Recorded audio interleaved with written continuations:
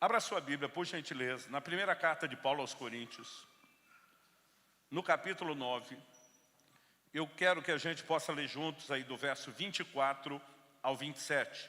Esse texto vai ser tanto o nosso ponto de partida, como vai ser também uma espécie de trilho para a nossa reflexão. Primeira carta de Paulo aos Coríntios, capítulo 9, de 24 a 27. Eu vou ler na Nova Almeida atualizada. O texto sagrado diz assim: vocês não sabem que os que correm no estádio, todos na verdade correm, mas um só leva o prêmio? Corram de tal maneira que ganhem o prêmio. Eu vou fazer uma pausa e pedir a gentileza de você repetir essa frase comigo. Pode ser? Diga: corram de tal maneira que ganhem o prêmio.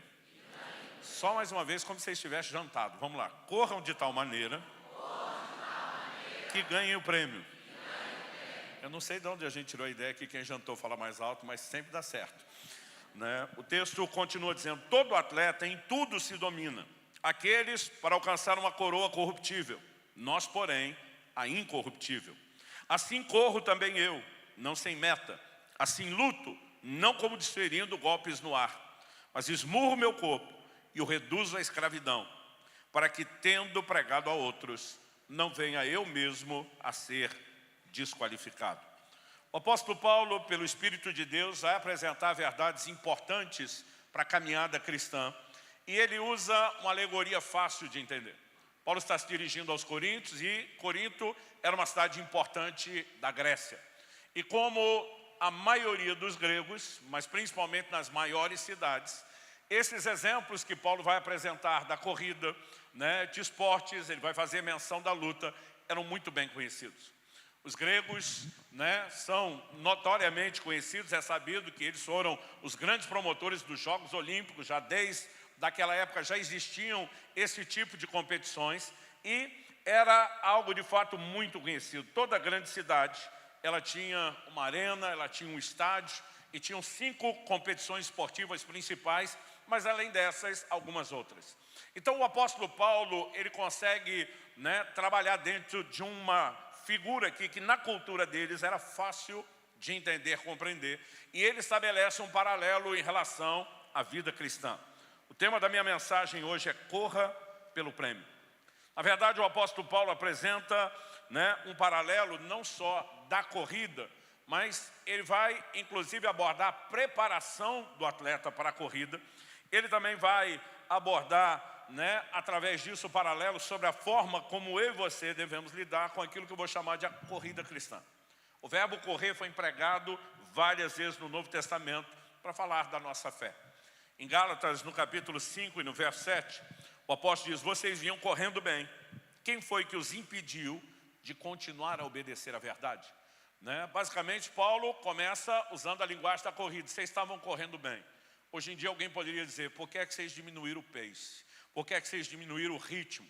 Mas ele já aplica isso para o plano espiritual, quando pergunta: quem foi que os impediu de continuar a obedecer à verdade? Né? Ou seja, ao deixarem de obedecer a verdade da palavra como deveria, o apóstolo Paulo usa essa figura como: vocês deixaram de correr bem. Filipenses, no capítulo 2, no verso 16, diz: assim, no dia de Cristo, poderei me gloriar de que não corri em vão, nem me esforcei inutilmente. E como veremos ao longo da mensagem, muitos, né, não são poucos, são muitos exemplos, eles foram aplicados dentro desse paralelo do que era a corrida em relação à meta que eu e você temos na vida cristã.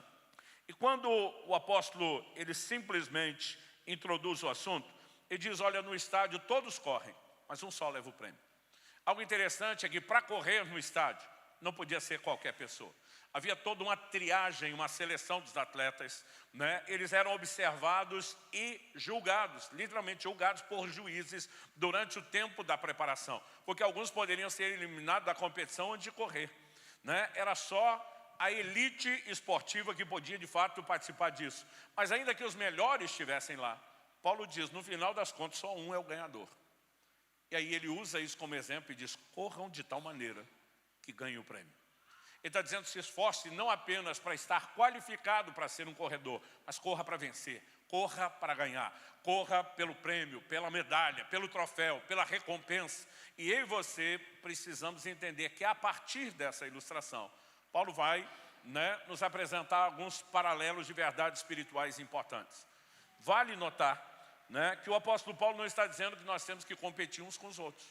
Porque se você tentar aplicar de forma literal a questão da corrida, é quase como se então todos nós fôssemos corredores no final, só quem tiver a melhor performance que ganhou. Paulo não está falando disso. Ele fala a respeito de colocarmos o melhor de nós nessa corrida. Tanto que em algum momento o apóstolo Paulo vai mudar a ilustração da corrida para falar da luta. Por exemplo, no verso 26 ele diz, assim corro também eu, não sem meta. Mas depois na sequência ele diz, assim luto, não como desferindo golpes no ar. Que luta é essa que Paulo está falando? Talvez o que possa vir à cabeça de muitos de nós é pensar na luta greco-romana, parte dessas competições já muito antigas. Mas essa era a chamada luta de wrestling, não havia golpes. Um agarrava o outro e tentava derrubá-lo, havia regras específicas sobre isso, mas não haviam golpes. A luta que Paulo está falando, ela não entra nas 5 principais competições, mas ela é a precursora do que hoje nós chamaríamos o boxe, ou seja, o pugilismo. Era a luta onde se desferia golpes com as mãos. Eles já haviam, naquela época, estamos falando de mais de 2000 anos, improvisado as luvas, usavam tiras de couro, enrolavam na mão alternado com outras formas de tecido e a pancadaria comia solta. Aquilo que hoje nós chamamos do boxe ou do pugilismo é o que nós temos de mais próximo dessa luta que Paulo está falando. E aí ele vai dizer assim, assim corro não sem meta, assim luto não como desferindo golpes no ar. Assim como ele não está usando a corrida para dizer que nós competimos uns com os outros, ele não usa a figura da luta para dizer que nós estamos lutando uns com os outros. Contra quem a luta? Verso seguinte, o 27. Ele diz, mas esmurro meu corpo e o reduzo à escravidão, para que, tendo pregado a outros, não venha eu mesmo a ser desqualificado. Em outras palavras, Paulo está dizendo, nós não estamos competindo uns com os outros. Estamos competindo com a nossa carnalidade, com a nossa inclinação ao pecado. Toda luta será contra a carne, para que ela não prevaleça, para que nós não sejamos desqualificados, para que a gente possa concluir a corrida e receber o prêmio. Mas em toda essa alegoria, ele destaca pelo menos 3 elementos que para mim são os mais importantes. Em primeiro lugar, eu quero apresentar e construir isso em cima desses 3 tópicos, desses 3 fundamentos. Ele fala da importância do empenho. E aqui nós vamos falar de dedicação na vida cristã. Em segundo lugar, ele fala da necessidade de disciplina na vida do atleta. Todo atleta em tudo se domina. E nós queremos ver qual é o paralelo disso na vida cristã. Mas ele no final aponta numa direção. Ele diz, todo atleta em tudo se domina para alcançar a coroa corruptível. Nós, porém, a incorruptível. Quando ele está falando da coroa, são os chamados louros da vitória. Não era uma coroa de metal, era uma coroa feita com folhas, por isso que ele chama de perecível ou corruptível, ela não durava muito tempo, mas ele está dizendo, nossa recompensa, nossa coroa, não é corruptível ou perecível, ela vai durar por toda a eternidade. Muito mais do que a glória de um momento, cuja lembrança não vai durar tanto tempo, eu e você estamos correndo por uma recompensa eterna, e por isso vale a pena todo empenho e toda dedicação. Então vamos construir isso juntos. Em primeiro lugar, me permita falar um pouco aqui da importância do empenho. A aplicação da alegoria do corredor é bem específica quanto à forma de correr. Corra de tal maneira que ganhem o prêmio. Este de tal maneira coloque o melhor de você. Assim como a Bíblia diz, Deus amou o mundo de tal maneira, a gente lê isso a tal ponto, tão intensamente, tão louca e absurdamente, que chegou a ponto de dar ao seu filho. Este de tal maneira significa que eu e você precisamos colocar o melhor de nós. Ou seja, não é só correr, é fazê-lo da melhor forma possível, é fazer para ganhar. Isso fala de empenho. E acredito que nós precisamos entender um pouco mais a importância do empenho, da dedicação na vida cristã. Muitas vezes, quando eu começo a falar, pregar, ensinar sobre a questão de empenho, de dedicação, de esforço, eu vejo que alguns já me olham com a cara assim, o senhor está lembrando que a vida cristã e a salvação é pela graça. Eu gosto muito de uma frase de um escritor cristão chamado Dallas Willard. Ele diz o seguinte, graça é o oposto de mérito, não de esforço. Muitas vezes as pessoas deixam de entender isso. O fato da graça ser um favor que eu não mereço, não significa que eu não deva interagir com o favor imerecido e nem que eu não deva me dedicar. Apenas que no final das contas, não é a minha dedicação que me faz merecedor de coisa alguma. Mas a qualidade daquilo que eu vou experimentar em Deus depende do nível de empenho, depende do nível de entrega e de dedicação.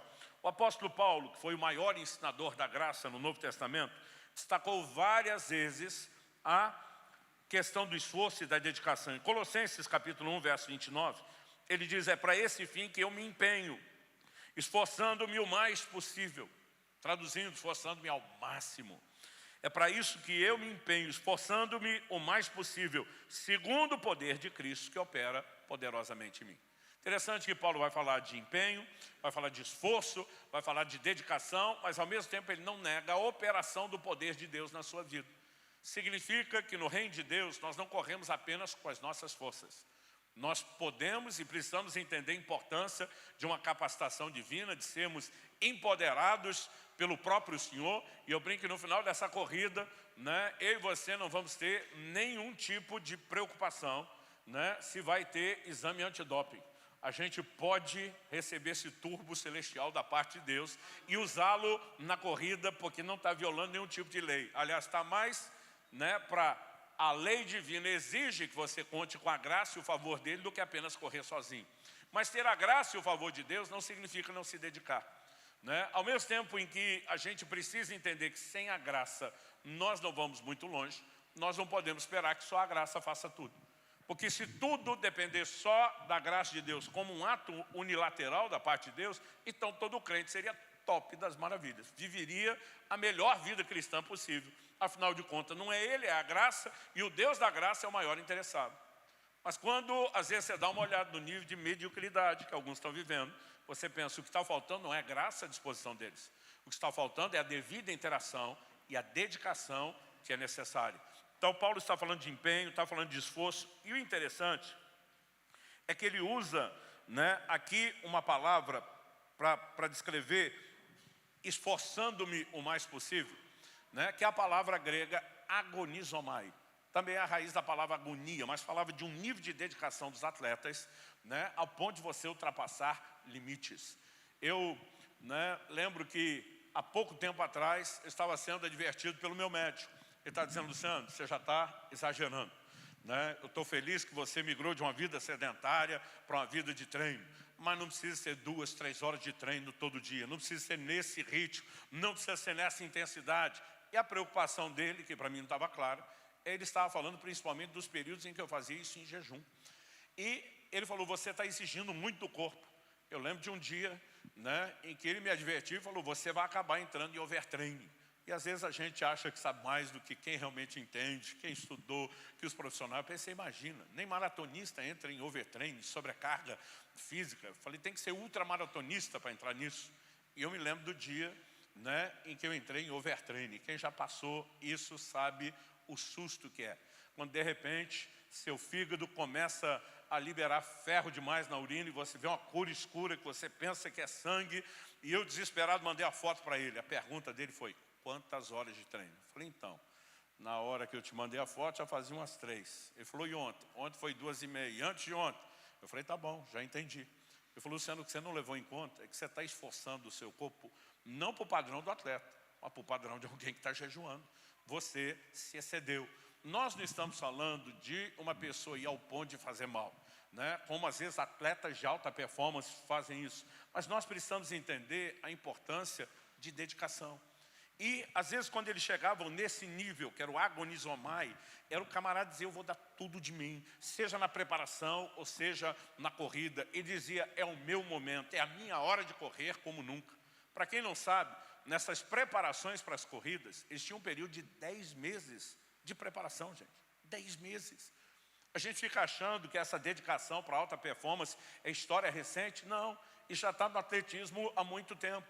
Eles eram avaliados por todo o comportamento durante o período de treino e preparação. E alguém poderia ser eliminado da corrida antes de correr só por não estar se dedicando devidamente à preparação. Então, ao usar essa expressão, Paulo está mexendo com o entendimento das pessoas. Por quê? quando ele usa a expressão no verso 25, todo atleta em tudo se domina, você sabe qual é a palavra traduzida atleta? Agonizomai. É a mesma palavra para falar de esforço.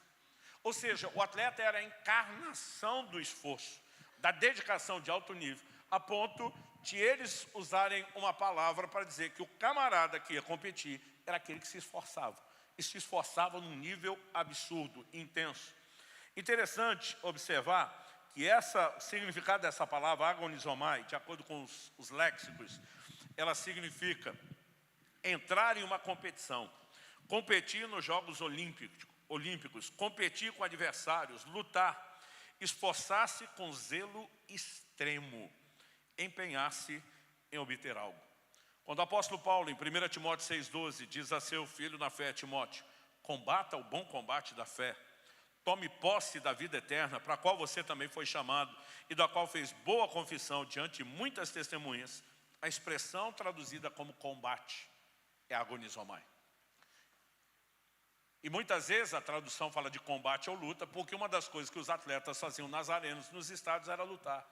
Mas se você traduzir isso como corra a corrida da fé, também ela caberia aqui, porque está falando de vários níveis de competição, dos quais a corrida era a principal, até mais do que a própria luta.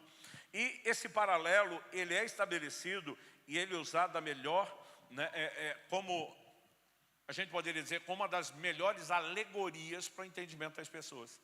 A versão fácil de ler, ela apresenta essa declaração do combate, o bom combate da fé. Ela traduziu assim, dê o melhor de você para ganhar a nobre corrida da fé. Ou seja, não apenas correr, mas dê o melhor de você para ganhar. E essa é uma exortação contínua nas Escrituras. O autor da carta aos Hebreus diz no capítulo 12, no verso 1, portanto também nós, visto que temos a rodear-nos tão grande nuvem de testemunhas, livremo-nos de todo o peso e do pecado que tão firmemente se apega a nós, e corramos com perseverança a carreira que nos está proposta. A expressão corramos com perseverança, de novo introduz a figura aqui da corrida. Mas interessante que a expressão traduzida perseverança, que é a palavra grega hipomune, ela significa estabilidade, constância, tolerância e persistência. Persistência ou perseverança, ela seria talvez a última aplicação dessa palavra. Quando você olha o uso da palavra hipomune na própria Escritura, no Novo Testamento, ela foi traduzida várias vezes, como em 2 Tessalonicenses 1,4, 2 Tessalonicenses 3,5, 1 Timóteo 6,11, Tito 2,2, ela foi traduzida como constância. O que significa corra com constância? Eu não tenho muita experiência prática na área da corrida, mas é interessante que antigamente, quando não dava muita atenção a essa questão de atividade física, parece que eu não enxergava esses exemplos. Depois de começar a conviver nesse mundo e com pessoas ligadas a isso, a gente enxerga mais. Meu filho, por exemplo, tem uma dedicação à corrida maior do que a minha. Já correu meia maratona, já correu maratona inteira. E algo que os corredores falam é a importância de você ter um pace, um ritmo. Ou a gente podia literalmente dizer qual é o seu passo, o ritmo da corrida que você vai manter. Eu lembro que antes meu filho correr a primeira maratona, um irmão da nossa igreja que o assessorou, que o ajudou, que entende as coisas, ele falou para mim, seu filho vai levar exatamente tanto tempo para terminar a corrida. Eu falei, como você sabe? Ele falou, pastor, eu acompanho ele nas corridas menores. O pace dele é mais rápido do que isso, mas ele vai ter que economizar no início, ele não pode gastar tudo, e no final ele vai estar cansado. Então, somando um pelo outro, nós já podemos abaixar o pace e o ritmo dele. No início ele tem que manter isso com paciência, mesmo que ele tenha gás. E no início ele vai manter isso com muito esforço. Mas o que ele precisa ter do início ao fim da corrida é constância. Não adianta ele começar num alto pace e terminar num ruim. Ele tem que achar o meio. E o ideal para ele é isso. Para não dizer que ele acertou, deu a diferença ali de quase 2 minutos, para mais ou para menos, quando meu filho chegou. Todo corredor sabe disso. Quando o apóstolo diz, corra com constância, ele está dizendo, ei, você não está na corrida dos 100 metros rasos. A vida cristã está mais para uma maratona, ou para uma ultramaratona. E aí você precisamos com dedicação. E a gente simplesmente vai mantendo o empenho, vai mantendo o ritmo, vai mantendo o pace.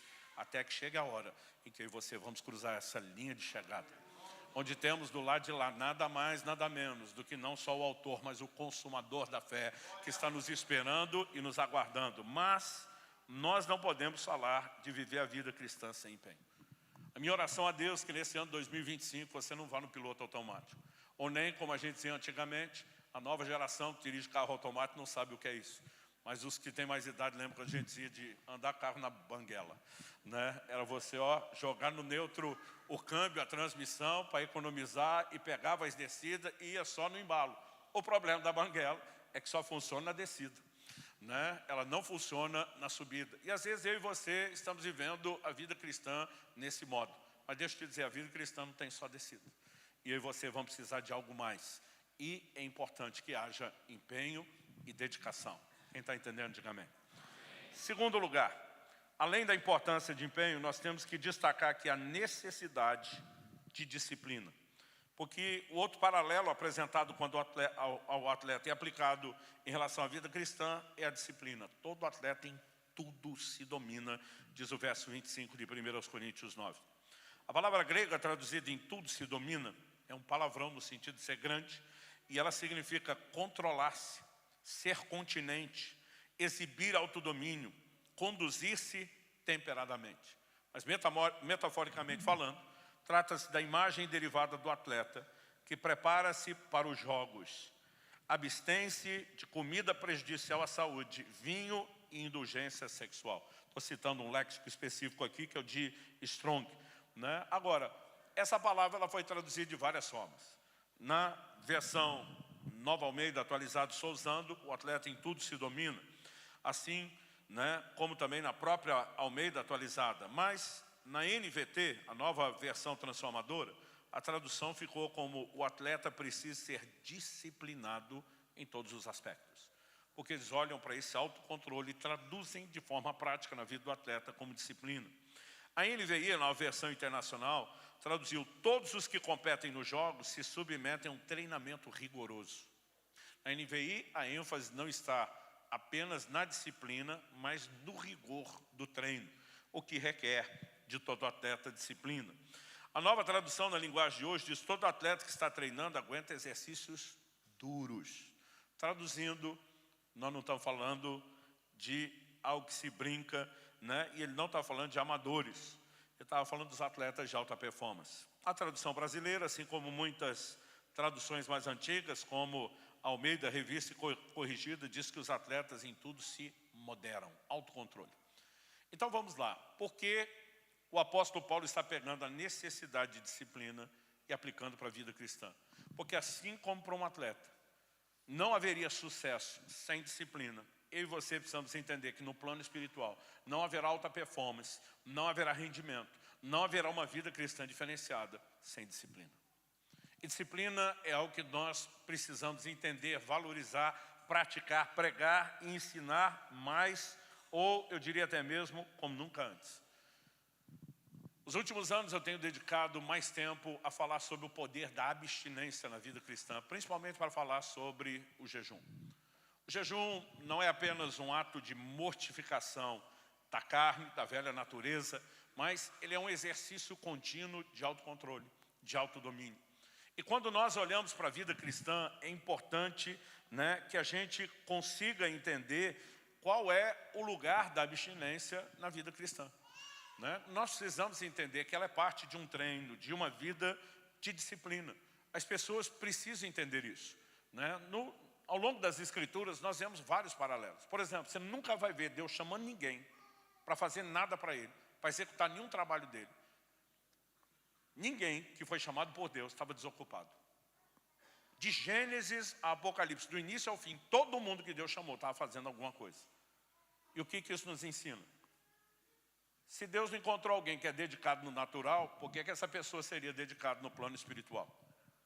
E sabe, quando nós estamos de olho naqueles que estão dizendo, nós queremos servir a Deus, normalmente a gente gosta de olhar não apenas o coração para Jesus, mas qual é o ritmo de dedicação dessa pessoa na profissão, na sua casa, em tarefas domésticas. Por quê? Quem não é dedicado naquilo que é natural, dificilmente vai conseguir ser para aquilo que é espiritual.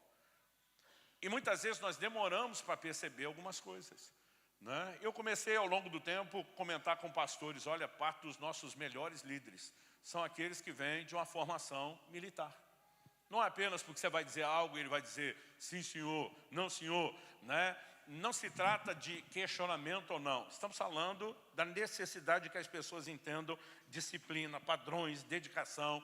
E a gente começa a ver ao longo das Escrituras que isso vale para tudo, né? Quem não tem disciplina em relação a horários, dificilmente vai demonstrar isso no plano espiritual. As pessoas, né, que são, por exemplo, disciplinadas com o seu tempo com Deus, normalmente elas estão desenvolvendo um padrão que vai favorecê-las na vida espiritual e ministerial. E quando você olha para o atleta, você percebe que o exemplo usado por Paulo fala de alguém, como ele diz, que em tudo se domina. É curioso pensar que, naquela época eles não tinham junk food, não comiam tanta porcaria como as pessoas comem hoje, né? Não tinham comida industrializada, processada, ultraprocessada, mas já se sabia de certos alimentos que não favoreciam o rendimento dos atletas. E havia algumas questões que não era o alimento em relação a todos. Às vezes era a resposta do organismo de um a um alimento específico em relação ao do outro. Então eles tinham que ser seletivos. E eles, como nós dissemos, a própria palavra, né, traduzida aqui em tudo se domina, ela, metaforicamente falando, ela era derivada da imagem de atletas, né, que, ao preparar-se para os jogos, abstinham-se de comida prejudicial à saúde, de vinho e indulgência sexual.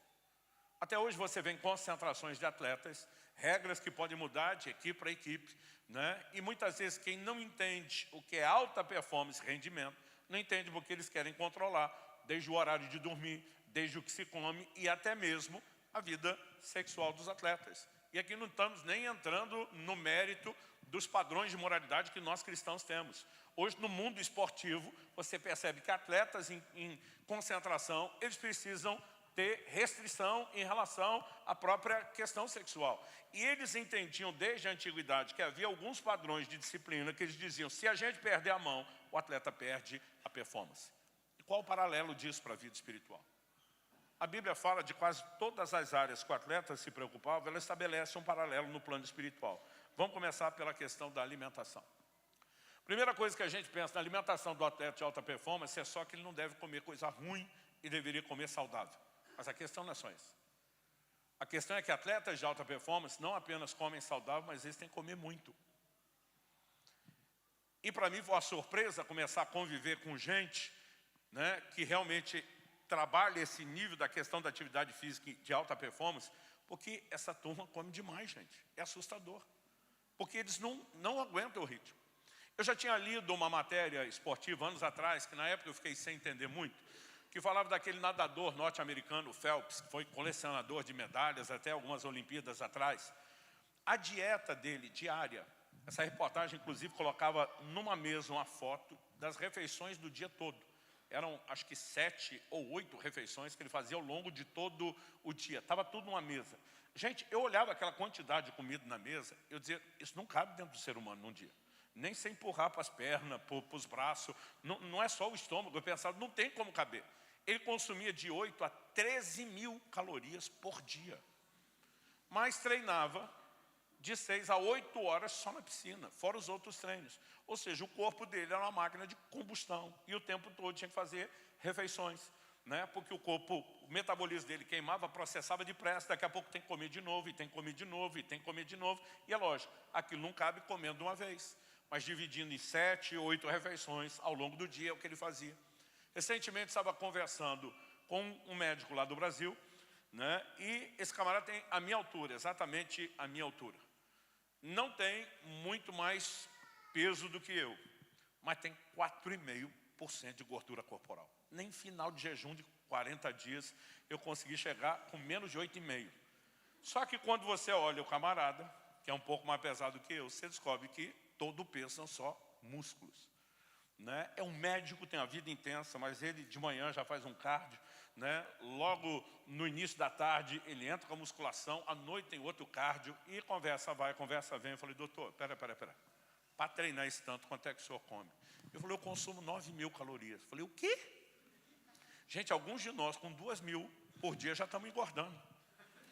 Quer dizer, para o cara consumir 9.000, ele tem que ter uma queima absurda. Mas quem tem alta performance precisa comer não só saudável, mas precisa comer bem. Quem está entendendo? Aí você vai para o plano espiritual e vê Jesus citando Deuteronômio 8:3. Nem só de pão viverá o homem, mas de toda a palavra que sai da boca de Deus. Quando falamos de uma vida espiritual de alta performance, tem que ter alimento, filho. Mas não é pouco. E o que alguns de nós fazemos de ler um versículo ou outro ocasionalmente, não mantém ritmo de atleta. Não mantém ritmo de quem quer correr para ganhar. Né? O apóstolo Paulo diz em 1 Timóteo, capítulo 4, verso 6, você será nutrido pelas palavras de fé. Ele fala de um padrão de alimentação que supre tudo. Mas hoje a gente olha para a fé de muita gente, o que tem é deficiência. O que mais está faltando é vitamina B, Bíblia. Né? Nós precisamos entender que para viver essa dimensão que Deus está nos chamando de alta performance, tem que ter alimentação e boa alimentação. Quem está entendendo, diga amém. Em Hebreus capítulo 12, verso 1, que nós lemos anteriormente, a gente vê que os atletas também precisavam focar e se preocupar com um elemento, que é a questão controle de peso. A Escritura diz assim, portanto também nós, visto que temos a rodear-nos tão grande nuvem de testemunhas, livremo-nos de todo peso. Algumas traduções mais antigas diz, desembaracemo-nos de todo peso. E diz assim, e do pecado que tão firmemente se apega a nós, e corramos com constância ou perseverança a carreira que nos está proposta. Eu comecei a perceber que mesmo que nos últimos anos, depois de ter saído de um sobrepeso exagerado, entendendo, né, as verdades bíblicas do cuidado do corpo, eu comecei a perceber, né, que é inevitável para mim lidar com certas oscilações de peso, pelo menos no período dos jejuns. Eu costumo fazer 2 jejuns prolongados por ano, em geral 1 por semestre. Ano passado, 2024, né, foi uma exceção, acabei fazendo 3. Isso significa o quê? Que em 40 dias, aí vai depender do tipo de treino ou não, mas a minha peso de peso ela varia de 12 até 17 quilos. Ultimamente já não chega a 17 quilos. E eu percebo que quando eu saio do jejum e eu continuo mantendo o mesmo ritmo de treino, o exercício físico rende, que é uma maravilha. É um negócio impressionante, com a perda de peso. Mesmo que você já tenha o mesmo condicionamento, mesmo que você tenha o mesmo treinamento, quando se perde peso, o rendimento é maior. Há um tempo atrás, né, eu lembro de uma conversa que eu tive com meu filho, porque ele estava tentando se dedicar a 2 coisas que elas não combinavam muito. Né? Ele estava tentando se dedicar a uma musculação pesada e levantamento de peso e ao mesmo tempo a corrida. Eu chamei ele e falei, filho, vem cá, dá uma olhada nos corredores de maratona. Os caras são assim, ó, mais fit que esse meu dedo ninguém. Não tem corredor grande. Até porque assim, é impossível o cara correr tanto e no processo não queimar junto o músculo. Eles vão ser menores. Mas existe também não só aquilo que nós podemos chamar de consequência, mas o que você pode pensar como causa. Essa turma só termina bem a corrida porque são leves. Não tem jeito de pensar na corrida com muito peso. E mesmo quando a gente fala de saúde, o peso de músculo seja um bom investimento, né, para a eternidade, quando nós falamos de corrida, ele te prejudica. E no plano espiritual, né, a Bíblia também fala da mesma coisa. Agora, o que é o excesso de peso? A Bíblia não trata do excesso de peso como fosse pecado, desembaraçando-nos do peso e do pecado que nos rodeia. O pecado é o que arranca você da corrida. Peso é o que não te tira da corrida, mas atrapalha o rendimento. E tem muitas coisas na nossa caminhada que elas podem não ser necessariamente pecado, mas elas atrapalham. E deixa eu dizer uma das coisas que mais, na minha opinião e percepção de vida cristã, mais se enquadram no que esse peso que atrapalha o rendimento. São distrações. E quando eu falo de distrações, não é só sobre a pessoa ter ou não ter o foco de servir a Deus e de se dedicar ao ministério. Mas muitas vezes é o tempo que rouba tudo o que ela precisava para ter a disciplina e alta performance e ela está dividindo com outras questões. Então, a gente pode aqui falar de entretenimento, que muitas vezes a gente perde a mão, é excessivo. A gente pode falar de um mau gerenciamento ou mordomia do tempo, né? Usando, né, o nosso tempo e energia em coisas que não vão trazer a mesma resposta no plano espiritual.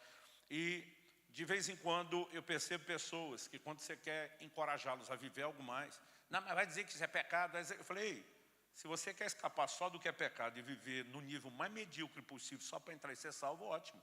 Agora, eu quero ser atleta de alta performance, eu quero correr bem, eu quero correr para ganhar, eu quero experimentar o que Deus tem de melhor. E aí, meu amigo, nós precisamos entender que além de não pecar, tem o que a Bíblia chama de consagração.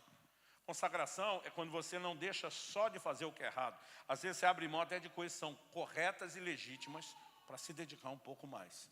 E todo atleta sabia que precisava disso. Além da alimentação e do controle de peso, nós também vemos que todo atleta precisa de exercício. E quando eu falo exercício, não é só atividade física no sentido de manter o cardio, o fôlego, mas é a prática naquilo que ele faz para que ele possa ir quebrando suas marcas e seus recordes. Então, assim, 1, 2 segundos pode definir o ganhador da corrida, né? Então, por mais que ele tenha lá uma velocidade em terminar aquela corrida, que a maioria da população não tenha, ele vai competir com os atletas de elite. E ele precisa praticar cada vez mais para ficar melhor naquilo que ele faz, a ponto de ficar ainda melhor do que já é. E para isso tem que ter treino, né? Agora, o que é que a palavra de Deus diz em 1 Timóteo, capítulo 4, depois de falar no verso 6 sobre nutrição, será nutrido pelas palavras da fé. No verso 7 e 8, Paulo vai falar de exercício. O 7 ele termina dizendo, exercita-te pessoalmente na piedade. Depois no 8 ele faz uma comparação, porque o exercício físico tem pouco proveito, mas a piedade, para tudo é proveitosa. O que é exercitar na piedade? A palavra que ele usa, exercita-te, ginásia, no original grego, ela fala do lugar onde se faz ginástica, é o ginásio, né? E a Bíblia aplica isso à piedade. Significa que no plano espiritual, nas práticas espirituais, também tem treino, exercício, ginásio da piedade. Significa que você nunca vai ser bom na fé orando de vez em quando. Tem que ter exercício na oração. Você nunca vai viver uma vida diferenciada lendo a Bíblia de vez em quando. Tem que ter meditação bíblica todo santo dia com frequência, né? Você nunca vai, de fato, ter alta performance espiritual exercendo compaixão de vez em quando, pregando o evangelho de vez em quando, treino. Eu lembro quando meu filho, ainda garoto, ele ficava frustrado que não conseguia certas manobras no skate. Falei, filho, na minha época não era skate, papai, né, fazia freestyle de bike, mas não importa o que a gente mude aí da diversão, ninguém fica bom em nada sem treino. Eu falei, eu passava o dia inteiro treinando essas manobras, eu mais caía do que qualquer outra coisa, mas tem que dedicar. Ninguém fica bom em nada sem treino. E quando nós falamos do plano espiritual, né? Outro dia um falou para mim, que eu não compartilho bem a minha fé. Eu falei, tu não treina, não vai ficar bom nisso nunca. Quanto mais compartilha, melhor vai ser a sua performance. Quem está entendendo? Então nós também precisamos de exercício. Agora, em último lugar, todo atleta precisa de descanso. Todo atleta. Essas menções na literatura antiga dos gregos é impressionante, porque eles tinham hora para dormir, tinham hora para levantar. O descanso era levado muito a sério, né? Existia, né, uma tabela dos dias de treino e dedicação, dia de descanso, era inegociável. E como eu mencionei, sem ser atleta de alta performance, eu consegui extrapolar uma única vez, e a lição foi boa, né, o limite do meu corpo. Né? O que dizer dessa turma que é atleta de alto rendimento? Então tem que ter descanso. Agora, como que a gente aplica no plano espiritual a questão do descanso? Porque você não pode simplesmente tentar reproduzir o mesmo padrão literal. Não, eu já orei muita semana, agora eu preciso de uns dias descansando, sem oração. Já falei muito de Jesus, agora eu preciso de umas 3 semanas sem ver ímpio na frente, sem falar da fé para ninguém. Você não pode aplicar dessa forma. Então, como funciona no plano espiritual o descanso? Será que ele é só pausa das atividades? E algo que eu tenho entendido na própria Escritura sobre a questão do descanso, né, é que ela vai aparecendo também ao longo da Bíblia, nessas aplicações. Em Hebreus, no capítulo 4, no verso 3, a Bíblia diz, nós, porém, os que cremos, entramos no descanso. Interessante que ele vai dizer que o tempo do nosso descanso ainda não chegou. Mas nós, pela fé, já vivemos antecipadamente, antes da parada final, um descanso. O próprio livro de Hebreus nos ajuda a entender algo mais. Hebreus 12:12 diz, por isso, levantem as mãos cansadas e fortaleçam os joelhos vacilantes.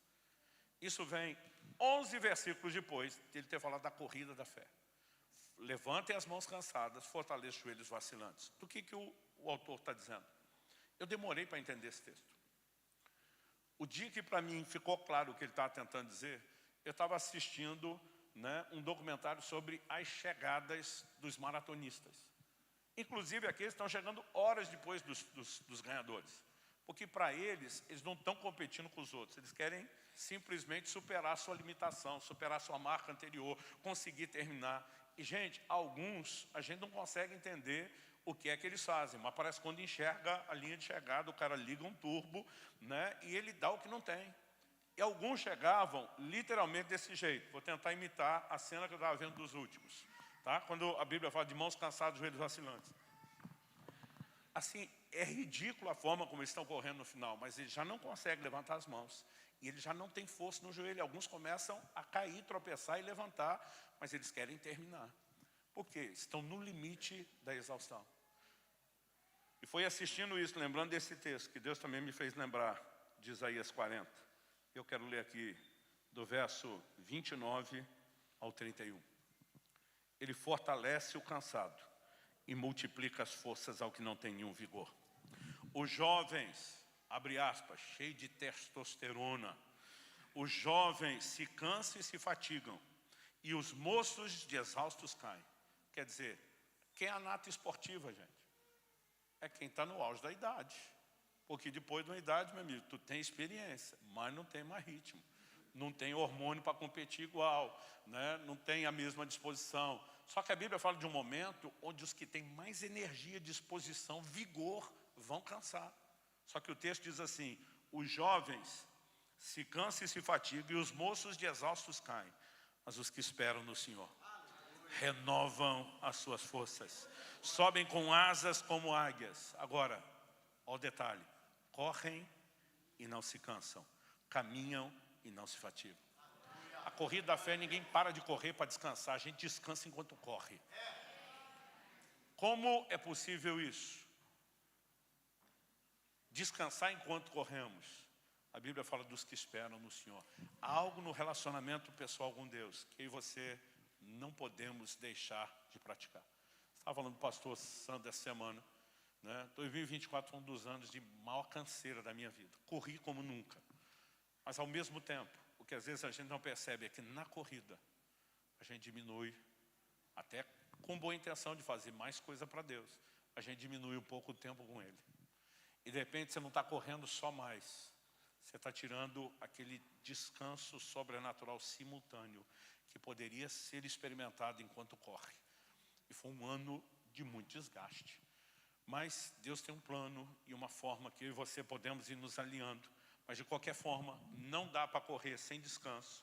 E descanso não é parar de correr, porque senão você também está fora da corrida.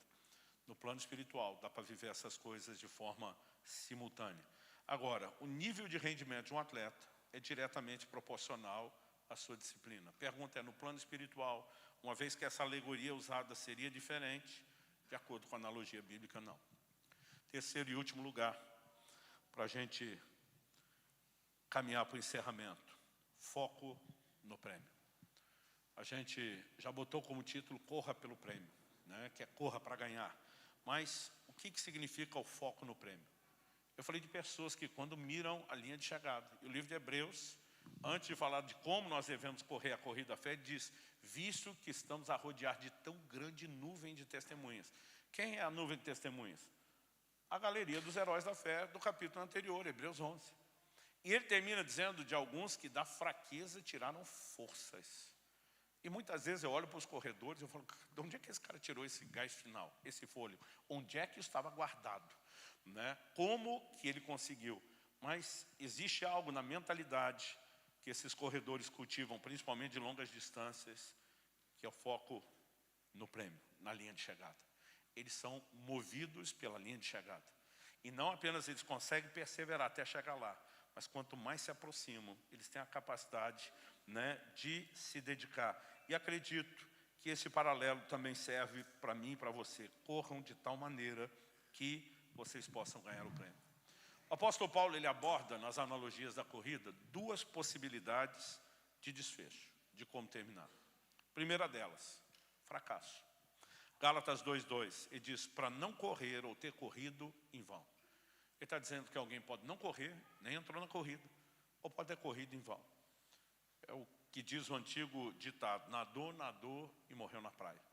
E tem muita gente que vai descobrir no final da corrida que correu à toa. Não correu como deveria, não deu o melhor de si e não tem a menor chance de ele alcançar o resultado que deveria.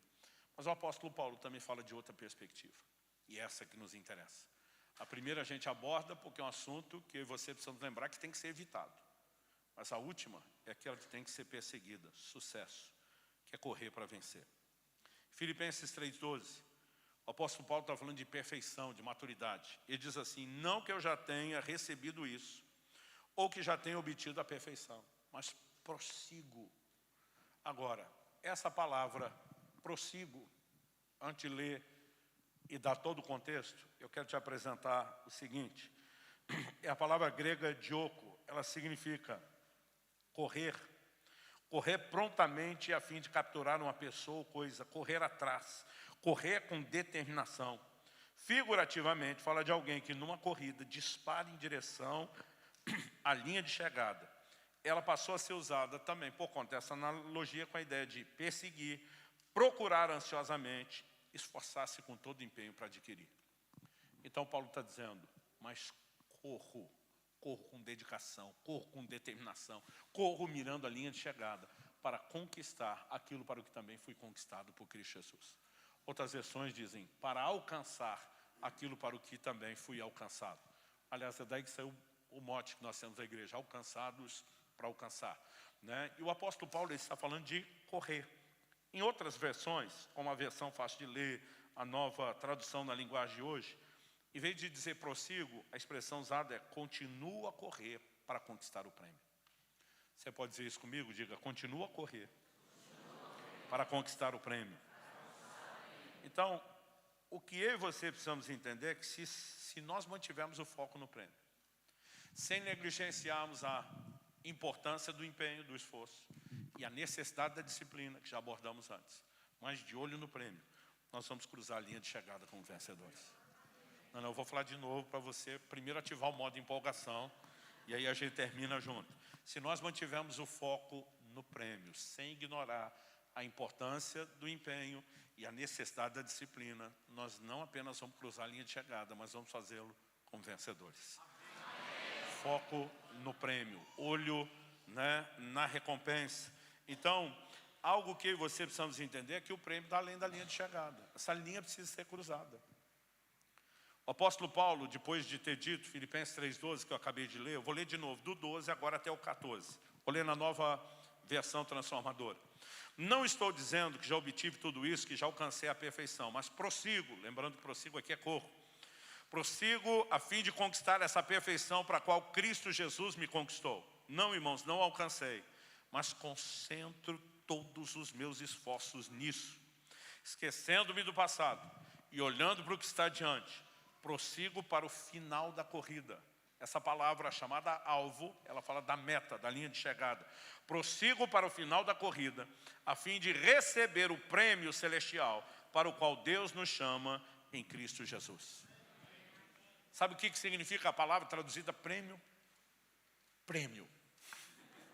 Às vezes a gente quer arrumar, né, um sentido diferente, mas essa palavra grega, brabeion, ela significa o prêmio dado ao ganhador dos jogos. Ou seja, não é uma recompensa ou prêmio qualquer. Hoje em dia, talvez, a gente poderia substituir por expressões como prossigo ou corro para alcançar, para ganhar o troféu, para receber a medalha. A gente pode usar outras analogias. Na época se falava da coroa, né? Tanto que isso vai aparecer e vai aparecer várias vezes. Agora, se Paulo escrevendo aos Filipenses, que é uma das suas primeiras epístolas, ele está dizendo, não julgo havê-lo alcançado. Algo interessante é que na segunda epístola a Timóteo, que é considerada uma das suas últimas epístolas, o apóstolo Paulo diz, em 2 Timóteo 4,7, combati o bom combate, completei a carreira. A palavra traduzida carreira aqui era o curso que o corredor fazia correndo. Completei a carreira, guardei a fé. Agora, nós citamos antes, lá no início, 1 Timóteo 6,12, onde ele diz, combata o bom combate a fé. Nós vimos que a palavra usada lá é agonizomai, a mesma palavra para atleta, para competição. Aqui, quando Paulo está falando dele, eu combati. Na primeira epístola de Timóteo, que nós lemos antes, ele está mandando Timóteo combater o bom combate. Agora ele está dizendo o que ele fez. a palavra é a mesma, né? Em várias versões bíblicas, a expressão carreira, né, que literalmente significa curso, ela foi traduzida como corrida, mas a versão fácil de ler, em vez de usar combati o bom combate da fé, né, encerrei a carreira e guardei a fé, traduziu essa expressão assim: participei do torneio de honra, completei a corrida, mantive a fé. Porque, como dissemos, é difícil traduzir combate ou corrida, porque a palavra ela era usada para falar desses dois gêneros de competição, né? Na verdade, como dissemos, eram 5 competições principais, mas, de uma forma geral, estavam correndo, estavam lutando. E o apóstolo Paulo fala isso. Agora, depois de falar isso em 2 Timóteo 4,7, na sequência, o que é que ele vai falar no versículo 8 de 2 Timóteo 4? Desde agora está guardada a coroa da justiça, que o Senhor reto juiz me dará naquele dia, e não somente a mim, mas também a todos os que amam a sua vinda. Né? O apóstolo Paulo, ele usa a expressão coroa da justiça. Em 1 Coríntios 9, ele fala de uma coroa incorruptível. Em Tiago, no capítulo 1, no verso 12, o adjetivo é outro, coroa da vida. Bem-aventurado é aquele que suporta com perseverança e aprovação, porque depois de ter sido aprovado, receberá a coroa da vida, a qual o Senhor prometeu aos que o amam. Já o apóstolo Pedro, em 1 de Pedro 5,4, diz: e quando o Supremo Pastor se manifestar, vocês receberão a coroa da glória, que nunca perde o seu brilho. Outro dia alguém me questionou: e aí, pastor, a coroa é incorruptível, é da justiça, é da vida ou é da glória? Eu falei: todos eles. Cada um está apresentando um dos aspectos de uma recompensa extraordinária. Ela é incorruptível. Ela fala da justiça e da vida eterna. Ela também fala da glória eterna que nos aguarda, né? E eu e você precisamos do foco na recompensa. A Bíblia chama Jesus de o autor e consumador da fé. Isso significa que ele não apenas deu início, ele é aquele que termina. Então, quando ele dá o início, no início da carreira da fé, ele é quem nos dá um empurrão naquela linha de partida. Mas quando eu e você cruzamos a linha de chegada, ele é o mesmo coach que te empurrou no início, e agora é o seu treinador que está do lado de cá dizendo: vem, corra para cá, atravesse a linha, termine aquilo que você começou. E ele mesmo nos incentiva demais a ter essa mentalidade de vitória, correr para vencer, correr para ganhar, correr pelo prêmio. No livro do Apocalipse, nós temos 8 exortações que saem da boca de Jesus. Na verdade, nós podemos dizer promessas e encorajamento aos vencedores. 8. As 7 primeiras, cada uma delas aparece uma das cartas às 7 igrejas da Ásia. E depois nós temos uma no final do Apocalipse, que é o desfecho não só do livro, mas da história de toda a redenção de Deus. E eu quero terminar lendo esses textos. Não apenas para que você lembre o que está lá, confira o que está lá, mas eu creio que é um poder em declarar a palavra de Deus. E eu quero fazer menção de cada uma dessas 8 promessas aos vencedores. A primeira delas está em Apocalipse 2,7, na carta à igreja em Éfeso. Ao vencedor darei o direito de se alimentar da árvore da vida que se encontra no paraíso de Deus. Não a qualquer um, ao vencedor. Em Apocalipse 2,11, carta à igreja de Esmina: o vencedor de modo nenhum sofrerá o dano da segunda morte. Em Apocalipse 2,17, na carta à igreja em Pérgamo, diz: ao vencedor darei do maná escondido, também darei uma pedrinha branca, e sobre essa pedrinha um novo nome escrito, o qual ninguém conhece, exceto aquele que o recebe. Na carta à igreja em Tiatira, Apocalipse 2, de 26 a 28, ele diz: ao vencedor que guardar até o fim as minhas obras, eu lhe darei autoridade sobre as nações, com cetro de ferro as governará e as reduzirá a pedaços como se fossem objetos de barro, assim como também eu recebi a autoridade de meu Pai, e lhe darei ainda a estrela da manhã. Na carta à igreja em Sardes, quinta menção, Apocalipse 3,5, o vencedor será assim vestido de branco, e de modo nenhum apagarei o seu nome do livro da vida, pelo contrário, confessarei o seu nome diante de meu Pai e diante dos seus anjos. Sexta menção, carta à igreja em Filadélfia, Apocalipse 3,12. Ao vencedor farei com que seja uma coluna no santuário do meu Deus, e dali jamais sairá. Gravarei sobre ele o nome do meu Deus, o nome da cidade de meu Deus, a nova Jerusalém que desce do céu, vindo da parte de Deus, e o meu novo nome. Sétima menção, carta à igreja em Laodiceia, Apocalipse 3,21. Ao vencedor Dá-lhe o direito de sentar-se comigo no meu trono, assim como também eu venci e me sentei com meu Pai no seu trono. Finalmente, em Apocalipse 21, 7, no desfecho do Apocalipse, nós temos a declaração. E já há algumas décadas, eu tenho dificuldade de ler isso, seja uma leitura pessoal ou pública, sem me emocionar. Nós estamos falando do desfecho da redenção. E a declaração feita por Deus é: o vencedor herdará essas coisas.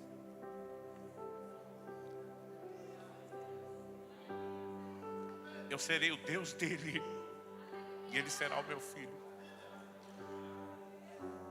Mas essa declaração ela fica bem mais emocionante dentro do contexto. Então me permita ler de novo. Dessa vez vou ler do verso 3. Então ouvi uma voz forte que vinha do trono e dizia: eis o tabernáculo de Deus com seres humanos. Deus habitará com eles. Eles serão povos de Deus e Deus mesmo estará com eles e será o Deus deles. E lhes enxugará dos olhos toda lágrima. Já não existirá mais morte, já não haverá luto, nem pranto, nem dor, porque as primeiras coisas passaram. E aquele que estava sentado no trono disse: eis que faço novas todas as coisas. E acrescentou: escreva, porque essas palavras são fiéis e verdadeiras. Disse-me ainda: tudo está feito. Eu sou o Alfa e o Ômega, o princípio e o fim. Eu, a quem tem sede, darei de graça da fonte da água da vida. O vencedor herdará essas coisas. Eu serei o seu Deus e ele será o meu filho. Mas honestamente nós também precisamos ler o verso 8. Quanto porém aos covardes, aos incrédulos, aos abomináveis, aos assassinos, aos imorais, aos feiticeiros, aos idólatras e a todos os mentirosos, a parte que lhes cabe será no lago que está queimando com fogo e enxofre, a saber, a segunda morte. Aqueles que não venceram, aqueles que interromperam a corrida, aqueles que nem entraram nela, aqueles que desistiram, não serão inclusos nas promessas feitas aos vencedores. E eu e você precisamos nos lembrar disso. Eu não sei como está a sua corrida. Talvez você esteja aqui hoje dizendo: pastor, eu sou parte do time que andou cansando. Está difícil manter o pace, o ritmo. Eu estou um pouco desanimado. Talvez as coisas tenham se tornado um pouquinho mais agravantes ou agravadas para você. Talvez você diga: pastor, eu não dei conta. Eu larguei a corrida, eu sentei pelo caminho. Eu desisti de continuar correndo. Mas o Senhor hoje está falando em alto e bom som ao seu coração. Não desista. Não pare de correr. Não pare de correr. Não pare pelo caminho. Não desista. Eu não sei você, mas eu vivo a minha vida em função de uma frase.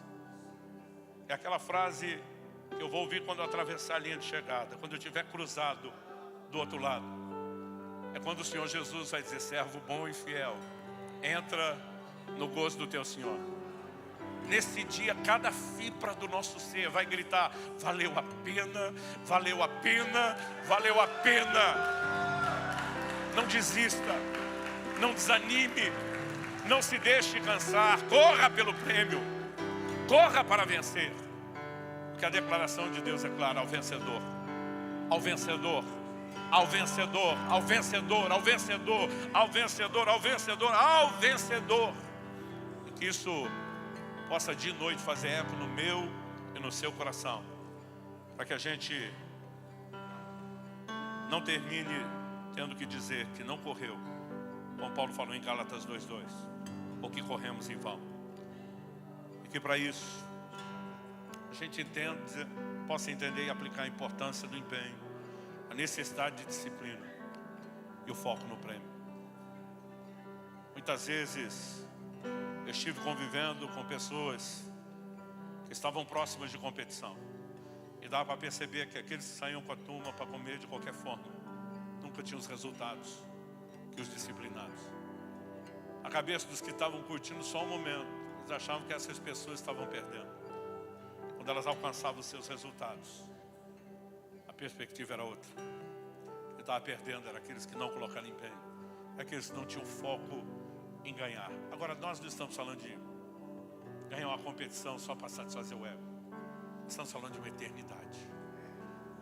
Então eu lhe imploro hoje, corra pelo prêmio, corra para ganhar, dedique-se, seja disciplinado e nunca tire os olhos da linha de chegada. Feche seus olhos, fale com Deus. Eu sei que Ele está falando com você essa noite, mas é importante que você fale com Ele.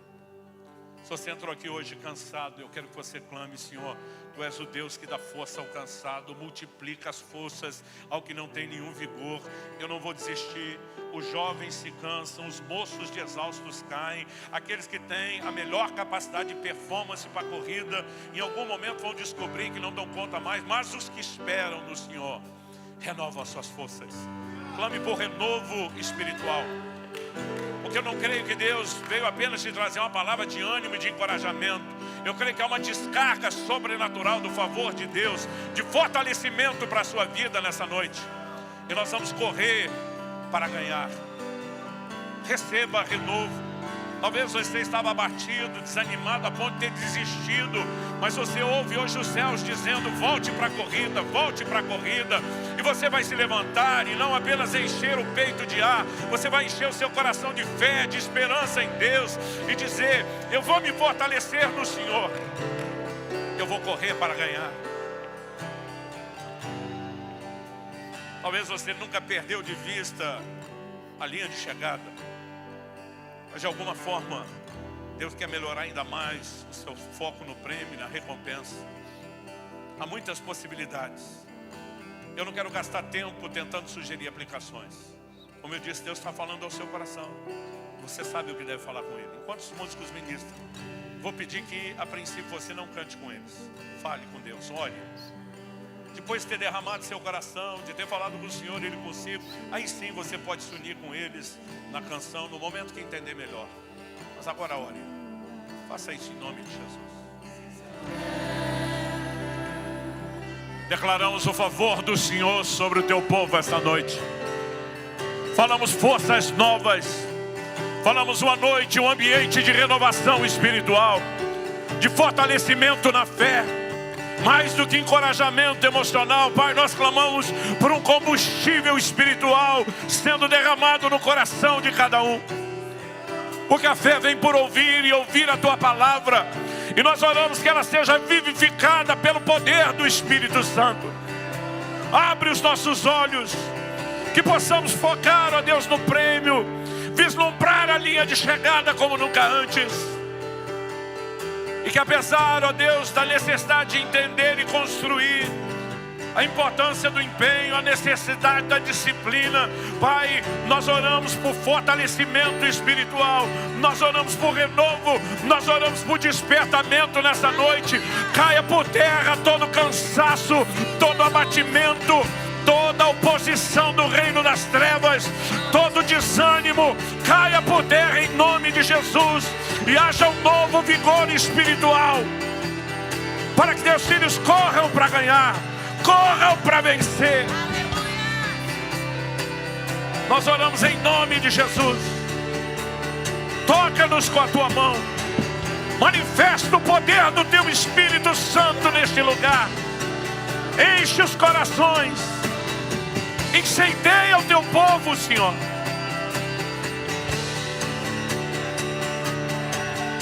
Oh, nós clamamos em nome de Jesus.